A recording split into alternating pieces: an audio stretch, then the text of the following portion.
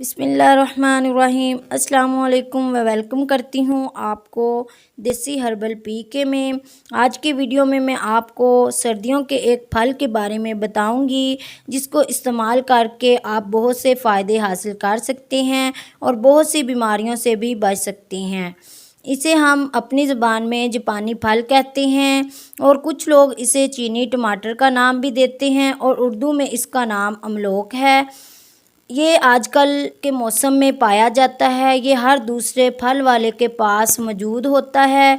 इस फल का जायका थोड़ा तुर्श होता है जिसकी वजह से बहुत से लोग इसे पसंद नहीं करते, लेकिन कुदरत के इस ख़ास फल को ज़ाया ना करें बल्कि अपनी ग़िज़ा में शामिल करें, क्योंकि जापानी फल एक ऐसा फल है जिसके फ़ायदे भी हैं।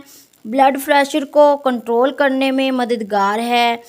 जापानी फल बुनाई को बेहतर बनाने में मदद देता है। ये फल बेहतरीन ब्रेन ट्यूमर का ख़तरा कम करने में मददगार है। इसमें फ़ाइबर मौजूद है जो निज़ाम हाज़मा को बेहतर रखता है।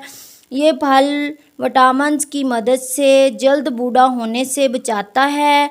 फल में vitamin A, vitamin C, vitamin E और विटामिन B6 की मकदार बहुत ज़्यादा है। इस फल में एंटी कैंसर एजेंट्स मौजूद होते हैं जो इस मर्ज़ से महफूज रखने के साथ सेहत को बहुत बेहतर बनाते हैं।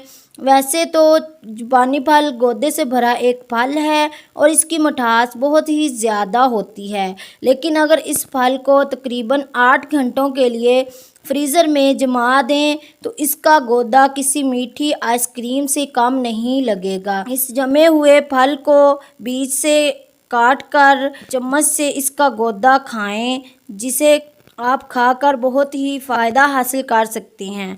तो दोस्तों, ये थी आज की मेरी वीडियो। अगर पसंद आए तो लाइक करें, मेरे चैनल को सब्सक्राइब करें और बेल आइकॉन को दबा दें ताकि मेरी नई आने वाली वीडियो का नोटिफिकेशन आप तक पहुंच सके।